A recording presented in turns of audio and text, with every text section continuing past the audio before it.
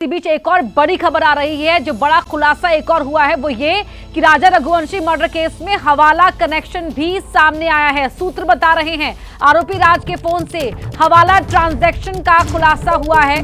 Phone में हवाला लेन then में इस्तेमाल नोटों की तस्वीरें हैं, ये सूत्र बता रहे हैं। हवाला में सोनम के बैंक अकाउंट का भी इस्तेमाल हुआ। अंबुज हमारे साथ जुड़े हुए हैं लगातार। अंबुज, और क्या कुछ कहा गया है, जो सोर्सेज हैं क्या कह रहे हैं इस बारे में? देखिए, बिल्कुल सूत्रों के हवाले से जो खबर आ रही है कि ये महज एक मर्डर केस नहीं है, बल्कि सोनम और राज के कई राज इसमें निकल कर के सामने आ रहे हैं। राजा रघुवंशी मर्डर केस अब क्राइम के भी कई लेयर्स में बदलता जा रहा है। ये महज एक मर्डर केस तक सीमित नहीं है। अब बात निकल करके सामने आ रही है कि राज कुशवाहा का जो फ़ोन बरामद हुआ है उससे ये बात पता चली है कि हवाला कारोबार में भी ये लोग शामिल थे।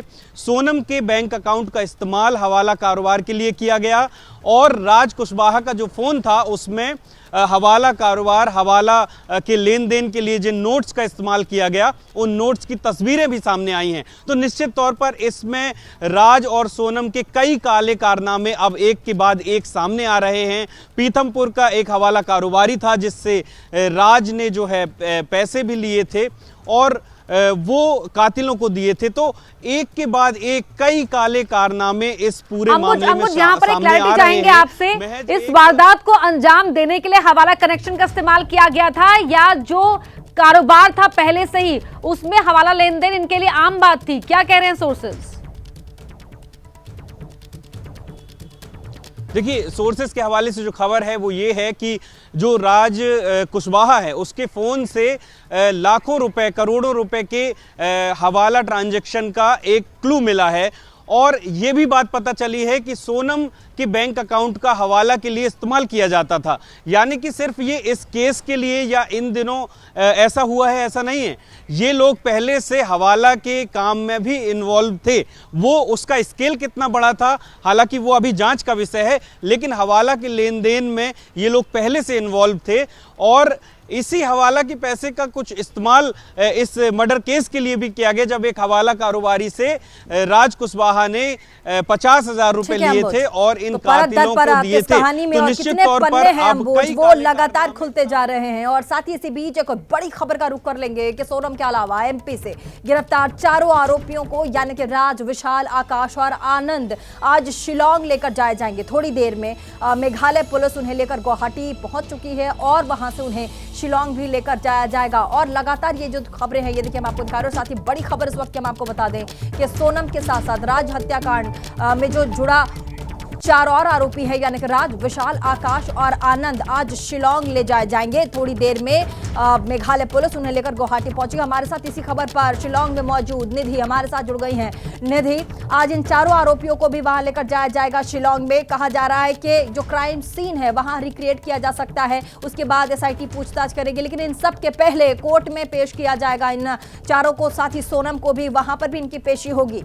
क्या अपडेट है आपके पास?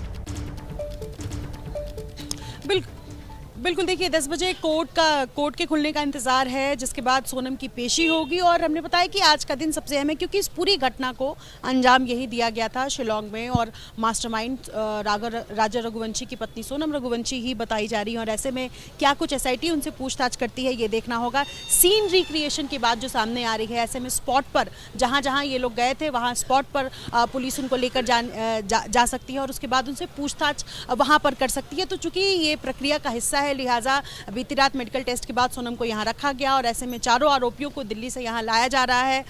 बीती रात इंदौर से उन्हें दिल्ली चारों आरोपियों को पुलिस लेकर गए और उसके बाद आज चारों आरोपी जब यहाँ पहुँचते हैं तो सीन रिक्रिएशन में क्या कुछ होता है। सबसे बड़ी बात कि कोर्ट में उनकी पेशी होगी, सोनम की पेशी होगी और उसके बाद क्या कुछ होता है उसको देखना होगा। जी निधि जी, यहाँ पर एक सवाल मैं आपसे पूछना चाहूंगी। ये जो चारों आरोपी हैं जिनको मेघालय लेकर पुलिस तो पहुंच गई है लेकिन शिलांग लेकर जा रही है, इन चारों ने तो अपना जो जुर्म है वो कबूल कर लिया है, लेकिन क्या सोनम ने भी अपने मुंह से ये कबूल किया है कि हाँ इन पूरी साजिश के पीछे मैं ही थी, मैंने ये सब कुछ रचा, मैं ही मास्टरमाइंड हूँ? क्योंकि चारों आरोपी खुलकर कह चुके हैं कि हमने ये कत्ल किया है।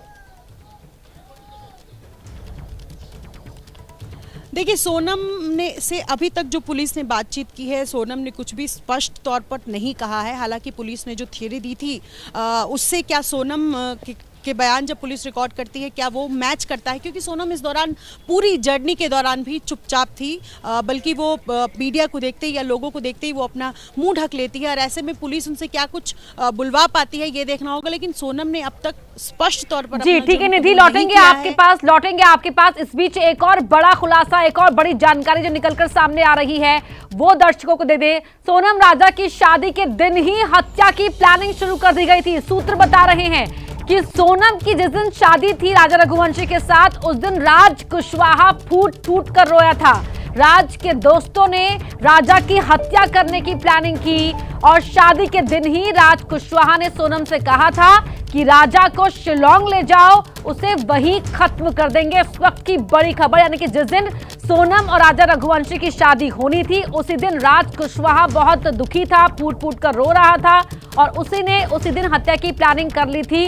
अंबुज हमारे सहयोगी, अंबुज, शादी के दिन ही राज कुशवाहा को यह एहसास हो गया था कि सोनम कहीं बहुत दूर न चली जाए उसके जीवन से और इसीलिए उसने राजा रघुवंशी को रास्ते से हटाने की प्लानिंग की। ये विचार उसके मन में आया। जी बिल्कुल, देखिए अब इस केस में जितने खुलासे हो रहे हैं, परत दर परत जो खुलासे हो रहे हैं, जो पन्ने खुल रहे हैं, उनसे कई बातें सामने आ रही हैं। अब ये बात भी सोर्सेज बता रहे हैं कि शादी के दिन ही ये प्लानिंग कर ली गई थी और राज ने जिस तरीके से राज बहुत ज़्यादा दुखी था, वो फूट फूट करके रोया था, ऐसा सोर्सेज बता रहे हैं। और राज के ये जो तीनों दोस्त हैं जो मर्डर केस में इन्वॉल्व हैं, विशाल हो, आनंद हो या इसके साथ साथ एक और जो सहयोगी है उनका वो हो, उनके सामने ये फूट फूट कर रोया था। उसके साथ साथ उसके बाद ही ये डिसाइड हो गया था, उन लोगों ने ये डिसाइड किया था कि हम एक और बड़ी खबर में फौरन लौटती हूँ आपके पास, लेकिन एक और बड़ी खबर जल्दी से आपको बता दें। राजा रघुवंशी हत्याकांड में सोनम पर एक और खुलासा हुआ है। हत्या के बाद नेपाल भागने की तैयारी में थी सोनम, ऐसा सूत्र बताते हैं। हत्या के बाद सिलीगुड़ी से इंदौर भी गई थी सोनम। साथ ही आपको बता दें बाद में इंदौर से यूपी पहुंची थी सोनम। हमारे साथ इसी खबर पर अंबुज जुड़े हुए हैं। अंबुज, पहले तो वो जो सोनम है पहले सिलीगुड़ी से इंदौर गई और उसके बाद वापस यूपी पहुंची है, क्या अपडेट? जी बिल्कुल, अब जैसे जैसे ये पूछताछ बढ़ रही है वैसे वैसे पुलिस भी अपने पत्ते खोल रहे। पुलिस भी जो है उसके सोर्सेज जो हैं वो ये बातें अब धीरे धीरे बता रहे हैं कि किस तरीके से हत्या के बाद सिलीगुड़ी जाती है ये सोनम रघुवंशी, उसके बाद इंदौर भी आती है और इंदौर में आकर के बाकायदे एक किराए के मकान में रुकती है।